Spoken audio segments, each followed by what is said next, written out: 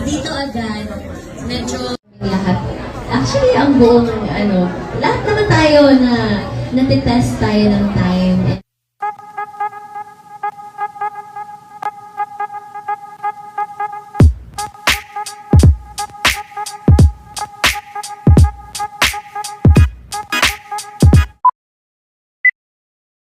Matapos ang inilabas na desisyon ng MTRCB, tungkol sa tuluyang pagsuspinde sa noontime show na Showtime, ay hindi nga napigilan ng mga mamamahayag na tanungin si Kim sa kanyang meet and greet at press con para sa hair fix kanina. Tinanong din si Kim tungkol sa saloobin nito sa naganap na suspension sa Showtime. Bagamat halata na ayaw muna sanang pag-usapan ni Kim, ay sinagot pa din ito ang tanong. Way of accepting and to move forward sa kung ano man yung problema mo. Kasi wala namang temporary change lang ang meron pa rin. Last na, I have to ask this because I only answer. So, is that also your answer with the ongoing up now with your show? With show? Grabe!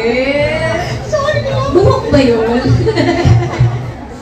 Hindi lahat naman ang problema kapag nakakaya namin. Lalo na ang Showtime. Nang 13 years na sila sa noontime show and wala namang problema na hindi nakakayanan dahil na rin, na test of time na rin kaming lahat. Actually, ang buong, lahat naman tayo na natitest tayo ng time and then may mga natututunan tayo and look forward natin yun. And we're just very grateful na ang daming sumusuporta sa Showtime. And then, yun po yung mahalaga. Thank you, Pinauna Tracy.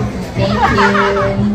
Thank you so much, Ms. Karen. And thank you so much po sa lahat ng katanungan. At this point, excited na po kaming mamigay ng mga prizes. So for our raffle, ayan, our grandest Hair Pro giveaway will comprise of 3 grand winners. Now for the consolation prize, better to